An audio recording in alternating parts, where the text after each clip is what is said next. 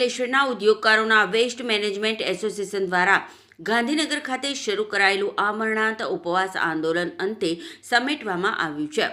રાજ્યના મંત્રી ઈશ્વરસિંહ પટેલની મધ્યસ્થતાથી ઉદ્યોગકારોએ પારણા કરીને આંદોલન પૂર્ણ કર્યું છે।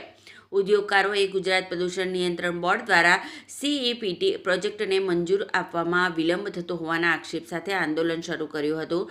તેમના જણાવ્યા અનુસાર છેલ્લા 1 વર્ષથી વારંવાર રજૂઆતો છતાં કોઈ ચોક્કસ પરિણામ મળ્યું ન હતું, જેના કારણે તેઓએ ગાંધીનગર સ્થિત GPCB કચેરી ખાતે ઉપવાસ આંદોલન શરૂ કરવાનો નિર્ણય લીધો હતો।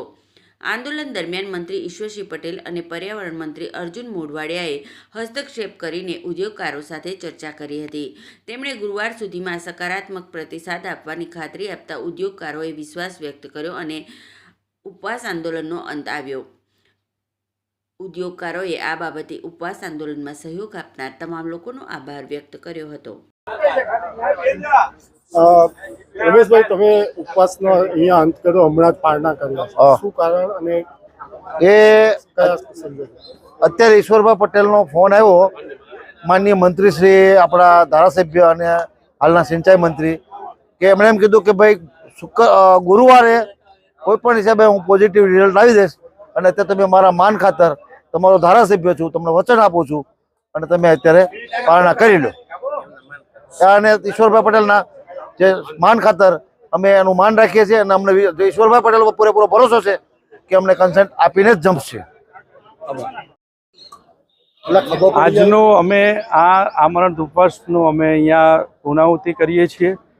મંત્રી શ્રી અમારા જે ઈશ્વરભાઈ છે, ધારાસભ્ય પણ છે અને સ્વતંત્ર હવાલા સાથે મંત્રી છે સરકારમાં, એમના દ્વારા અમને ખૂબ જ સહયોગ અને આશ્વાસન મળેલ છે કે ટૂંક સમયે તમારું કાર્ય પૂરું થશે। સાથે સાથે પર્યાવરણ મંત્રી કેબિનેટના અર્જુનસિંહ મોઢવાડિયા સાહેબને પણ અમે મળ્યા અને એમને પણ અમને ટૂંક સમયમાં તમારી AWMLના પ્લાનની કન્સાઇન મળી જશે એવું આશ્વાસન સવારે એમને 12-1 વાગે આપેલું।